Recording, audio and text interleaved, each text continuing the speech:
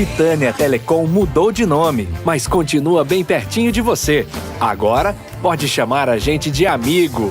Acesse sejaamigo.com.br e conheça os planos. Amigo, viva conexões reais. Olá, meus amigos, sejam muito bem-vindos a mais uma entrevista aqui no Repórter MT. Hoje, nos nossos estúdios, nós temos a alegria de receber a desembargadora do Tribunal Regional do Trabalho aqui de Mato Grosso, Eleonora Lacerda. Seja muito bem-vinda, doutora Eleonora. Obrigada, eu que agradeço demais o convite. A gente está muito contente com a sua presença por várias situações. Primeiro que a senhora foi recém-possada aí numa função que a senhora já conhece muito bem e que a exerce muito bem, e que tem surpreendido a todos por ser tão jovem e já está completando aí já 30 anos de carreira junto ao Tribunal Regional, nasceu praticamente junto com ele, que também completa 30 anos. Eu gostaria que a senhora falasse para a gente acerca desse momento, como está sendo para a senhora.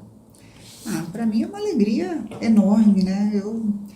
Como você falou, eu cresci junto com o tribunal, foi meu primeiro trabalho formal, eu brinco dizendo que foi meu primeiro emprego, foi ali. Eu entrei como servidora do tribunal em 1993 e aprendi ali dentro, cresci junto com o crescimento do tribunal. Então, agora completam uns 30 anos da minha nomeação como servidora do tribunal, exatamente 30 anos amanhã. Na visão da senhora, quais foram os principais avanços ali do tribunal ao longo desses 30 anos? Nossa, é tanta coisa, mas assim, a interiorização do tribunal é algo que surpreende muito, de levar a justiça do trabalho a locais inóspitos, de difícil acesso, onde praticamente não existia justiça do trabalho. Num estado tão grande, né? Num estado como o nosso estado tem dimensão muito maior do que muitos países, né? Então, isso daí foi algo realmente marcante no tribunal. Dentro da história do tribunal. Uma situação para a gente deixar claro para as pessoas que acompanham a nossa entrevista, e aí eu gostaria que a senhora fizesse essa diferenciação, que é as atuações do Ministério do Trabalho e do Tribunal do Trabalho. Qual que é a diferença entre eles?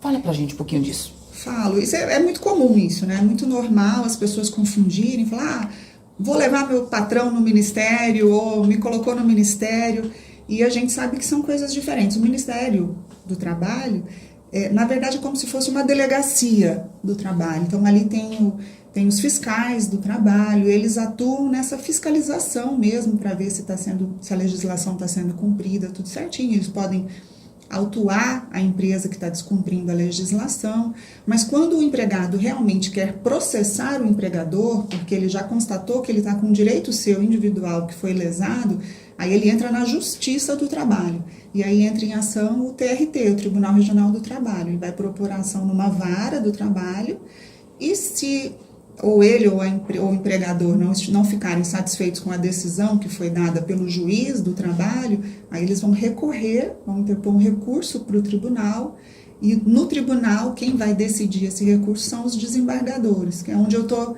entrando agora lá devagarzinho para poder fazer essa revisão de uma decisão de um juiz.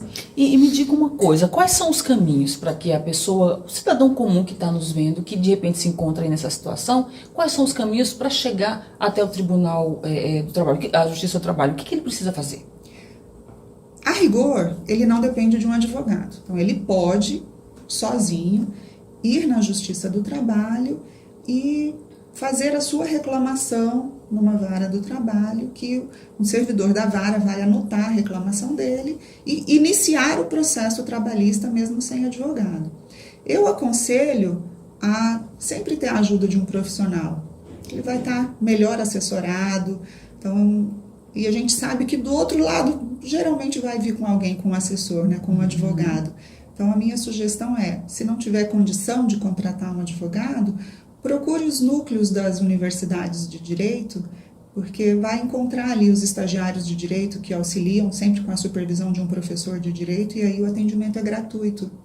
Então, acho que esse seria o caminho para ele chegar com um processo trabalhista mesmo. Mas nada impede dele ir sozinho também. Se alguém quer melhor já esclarecido, tem uma boa noção, né, dos seus direitos, do que ele pretende, ele pode perfeitamente interpor uma ação sozinho lá na Justiça do Trabalho. A Justiça do Trabalho, ela alcança todos os municípios, todas as regiões aqui de Mato Grosso?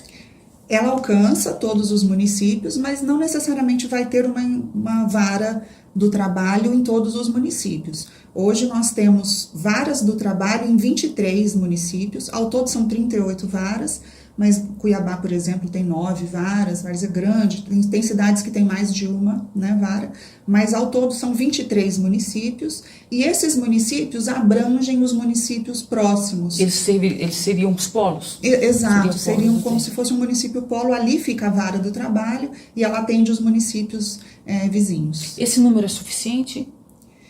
Aí é uma questão de opinião, né, porque...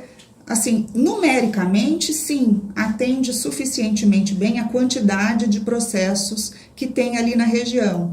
Mas se você for olhar do ponto de vista de dificuldade de acesso, tem municípios que é tão difícil de se chegar lá que, embora a quantidade de processos naquele município seja pequena, se justifica ter ali uma unidade, porque senão é como se não existisse a Justiça do Trabalho, porque o trabalhador, a empresa, eles não vão conseguir se deslocar para a cidade polo para poder ter a sua questão analisada pela Justiça do Trabalho.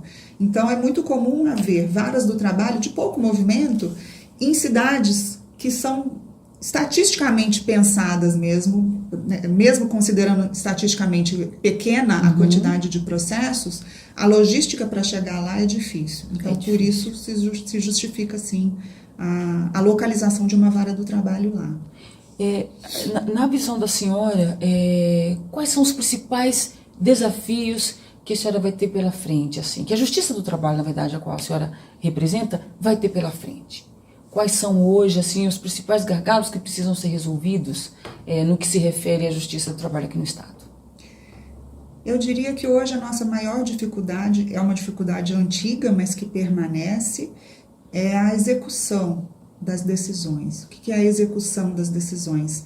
É muito comum eu, como juíza no primeiro grau, dar uma sentença condenando o empregador a pagar direitos que foram lesados durante o contrato de trabalho, e depois não encontro, a empresa não paga, se recusa a pagar, e eu não encontro bens dessa empresa.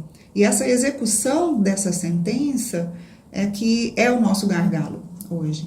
E assim, há muitas ferramentas novas que a gente está estudando, o tribunal vive atualizando os magistrados, os servidores do tribunal nessas ferramentas novas, para reduzir esse gargalo, reduzir essa execução, mas ainda é algo que a gente se preocupa muito, e o tribunal tem se preocupado muito, tem feito muitas semanas de conciliação para tentar diminuir essa quantidade grande de processos que estão ali estocados mesmo na fase de execução. Acho que hoje ainda é o nosso pior problema. Sobre as conciliações, a senhora acredita que é uma ferramenta que tem dado resultados? Fala um pouquinho para a gente sobre isso. A conciliação sempre é algo que dá resultado.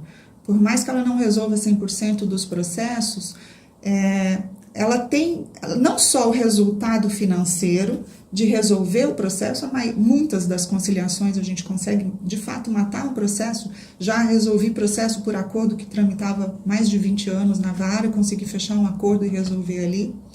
Mas tem também um efeito psicológico de as partes saírem dali resolvidas. É muito satisfatório, né? Então tem todo esse aspecto também moral de dizer que, psicológico, de beneficiar sempre o caráter de conciliador do magistrado para isso. Fiscalização. Esse também é um papel que a Justiça do Trabalho desenvolve? Não, a fiscalização compete aos auditores fiscais. Porque também tem às vezes tem essa confusão. Vou no Tribunal de Justiça porque isso aqui precisa ser fiscalizado. Não. Acho importante a população saber disso. É importante. Conhecer como funciona a sua justiça.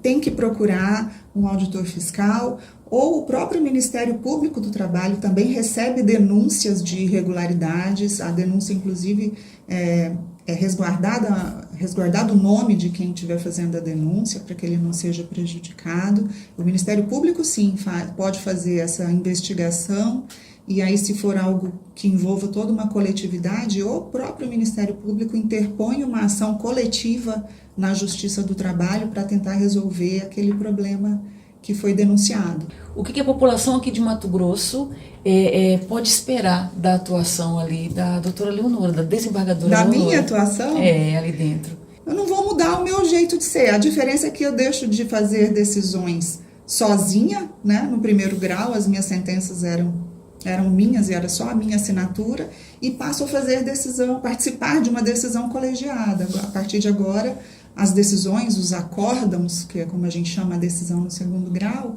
são decisões coletivas. Eu vou julgar junto com outros 2 ou 3 desembargadores da minha turma. Nós vamos discutir cada processo e deliberar sobre aquele processo. Mas a minha forma de atuação vai continuar sendo sempre a mesma, sempre com muita transparência. Vou continuar me esforçando, estudando muito para não estar nunca desatualizada, para conseguir sempre dar o meu melhor. Isso pode ter certeza, só isso que eu posso prometer. E isso eu penso que é o que a população realmente precisa, é o comprometimento realmente com aquilo que já vinha sendo feito e que a trouxe até aqui.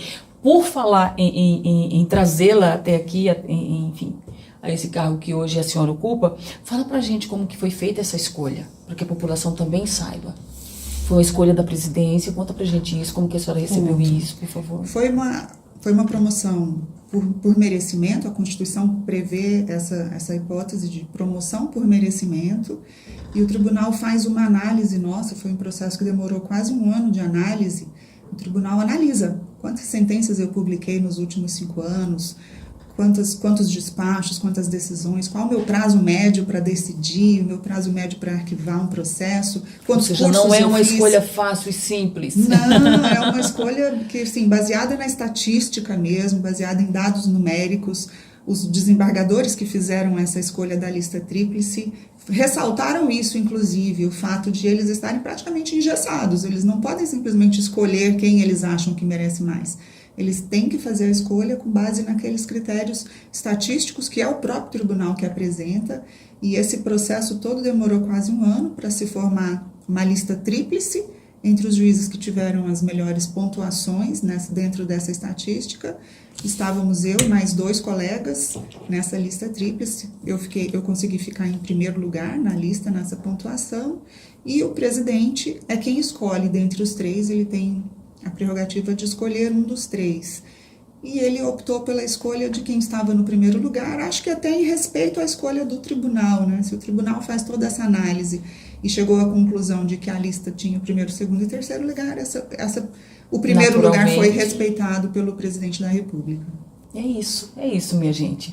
Eu quero mais uma vez agradecer muito a sua companhia aqui conosco. Antes da gente ir embora, se inscreve no nosso canal, tá? Dá um like, aciona ali o sininho para que toda vez que tiver um novo assunto, uma nova entrevista, você já possa ser informado e vir aqui fazer companhia pra gente, porque a gente gosta. Fica ligadinho no nosso site também, para que você fique sempre muito bem informado. A qualquer momento, você já sabe, a gente volta com um novo entrevistado. Portanto, até qualquer hora. Titânia Telecom mudou de nome, mas continua bem pertinho de você. Agora, pode chamar a gente de amigo. Acesse sejaamigo.com.br e conheça os planos. Amigo, viva conexões reais.